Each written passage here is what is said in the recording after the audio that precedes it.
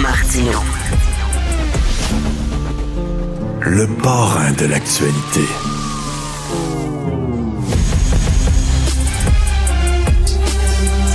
Alors, nous sommes avec Elsie Lefebvre. Et Elsie, tu veux nous parler de ce couple de Toronto qui a acheté la Popessa. C'est quoi ça, la Popessa? Ben, c'est un restaurant à Montréal, mais il y avait ouvert plusieurs franchises. Il y avait une vingtaine de franchises. C'est des pâtes, des pâtes. Et puis malheureusement, ils ont fermé un après l'autre.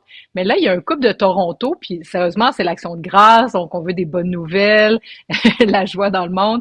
Donc, c'est ça. C'est un couple de Toronto qui a décidé d'aménager à Montréal, d'acheter une franchise, d'acheter en fait la marque, puis de tenter de relancer ça. Et il y a vraiment deux belles choses dans leur histoire. C'est que je vais tenter de dire leur nom, j'espère que je ne vais pas trop massacrer, mais Abrar Mahmoud Alvala et Naba Hassan Alvala. Donc, ils se sont établis au Québec, à Montréal, il y a 16 mois. Et figure-toi donc, Richard, qu'en 16 mois, ils parlent dorénavant français. Donc, ça se peut. Voyons. Donc, ça se peut.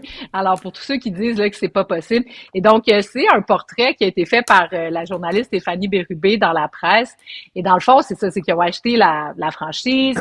Et là, ils ont un concept particulier. Dans le fond, ils disent que la nourriture coûte cher. Donc, il y a comme un genre de passe mensuel que tu peux payer. Tu peux payer 200 $ par mois et manger à volonté dans le restaurant.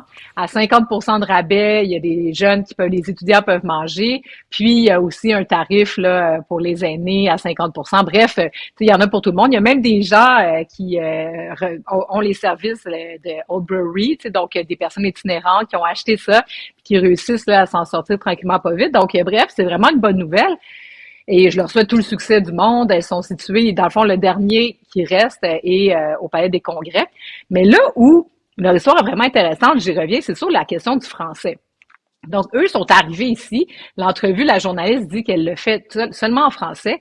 Puis comment ils se sont intégrés au Québec et à Montréal. Puis ce qu'ils disent, c'est qu'ils veulent devenir un lieu communautaire où les gens se sentent bien. Puis ils veulent vraiment s'implanter dans la communauté.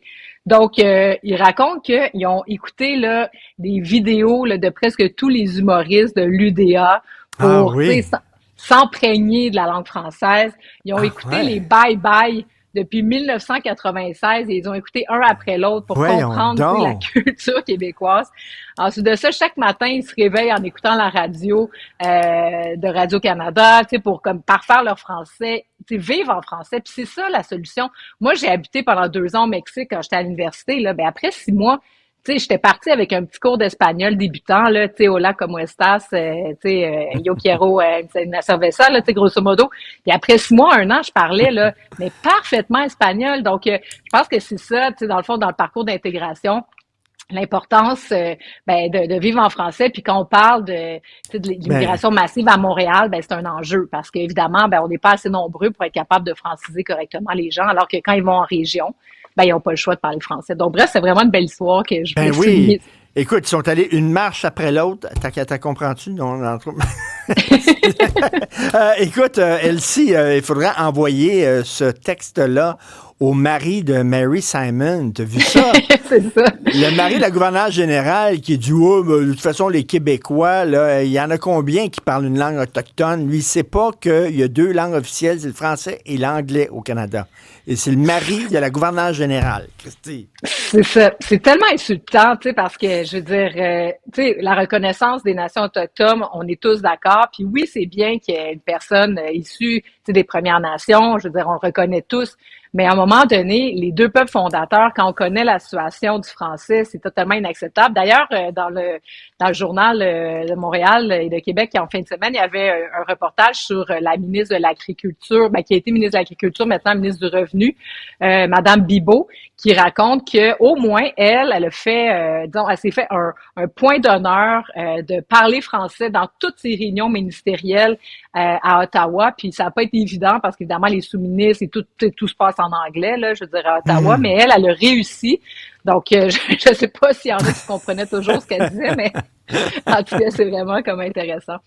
Bref, journée importante demain, la FIC va voter. Ben oui, donc je veux dire ça, c'est quand même une nouvelle très importante. Bon, ils vont voter de demain soir 20h à jeudi 20h, puis ensuite de ça, je sais pas, ça prendra combien de temps là, bon, collecter les votes, mais c'est majeur parce qu'on sait qu'il y a beaucoup de choses dans le secteur de la santé qui en ce moment ne fonctionnent pas correctement, ou en tout cas selon la vision de Christian Dubé en lien avec sa réforme de la santé, l'agence santé, puis tout ce qu'il veut mettre en place, notamment la fameuse question des équipes volantes. Donc là, dans le fond, ce qui est arrivé, c'est qu'ils sont allés, ben tu sais, on se rappelle là, donc il y avait eu en même temps que les autres syndicats qui étaient en grève, il y avait une proposition qui avait été quand même ratifiée par l'exécutif syndical de la FIC, et puis malheureusement, ça avait été refusé à 61% par les délégués, donc les personnes, les femmes sur le terrain. Et le gros enjeu, c'est toute la question de la mobilité, donc qu'il soit barouetté d'un bord puis de l'autre. C'est sûr que tout dépendant qui t'écoute dans ce dossier-là, tu dis, bon, ben c'est normal que si on a besoin de monde au 3e étage, ben c'est tout le monde au 3e, puis le lendemain, c'est au 5e. Mais en même temps, la vie au travail, c'est pas juste ça. C'est des équipes de travail, c'est des spécialités. Puis tu peux pas partir du CHUM, puis le lendemain matin, t'en aller à Maisonneuve-Rosemont, puis l'autre soir au Lakeshore. Là, donc, bref, je pense que là, le conciliateur a proposé quelque chose qui semble aller dans le sens du bien commun, puis en souhaitant que ça soit accepté. Ben, écoute, là, on va voir s'ils font de l'idéologie ou s'ils ont justement le patient en tête, là, tu sais, parce qu'elle a un peu la tête dure, là, la présidente de la FIC, là. Oui, mais en même temps, Richard, tu sais, elle, la présidente de la FIC, c'est sûr qu'on a dit qu'elle était quand même radicale, mais reste que elle a proposé la recommandation, tu sais, l'année passée. Donc, c'est les gens sur le terrain qui sont encore plus fâchés qu'elle, qui ont dit, il n'y en est pas question. Puis, tu sais, je sais qu'on peut dire, ah, ben là, les infirmières, ils prennent en otage le système, etc. Mais en même temps, je veux dire, il y a combien d'infirmières qui sont parties dans le réseau privé, qui ont juste, tu sais, quitté l'appareil. Fait que, tu sais, on est pris un peu entre l'arbre et l'écorce. Là, je pense quand même qu'ils ont des excellentes conditions salariales. Tu sais, quand même, je veux dire, il y a plusieurs infirmières. Oui, il y en a des bachelières, mais il y en a qui ont quand même un DEC seulement. Donc, je pense qu'ils ont des conditions de travail intéressantes. Là, j'espère vraiment qu'on va être capable d'aller au bout de ça. Puis si jamais c'était refusé, ben qu'ils nous disent c'est quoi, parce que là, on a toujours juste des bribes d'informations, c'est tellement fatigant. Donc, 80 000 membres de la FIC se présenteront dans leur au bureau de vote syndical ou bureau de vote, je ne sais pas comment il s'appelle, mais bref, pour entériner, on le souhaite. Écoute, j'espère, oui, leur décision va débouler demain et on espère que ça va passer la rampe. Écoute, tu me donnes envie d'aller écouter L'Escalier de Paul Piché, qui est tellement une belle chanson. Vraiment. Chanson magnifique. J'avais le choix entre ça ou le lac, mais là, le lac, j'avais peur qu'il y ait trop de bruit. Fait que... Salut, Elsie, Donc, merci. on se reparle demain. Au revoir. Bye.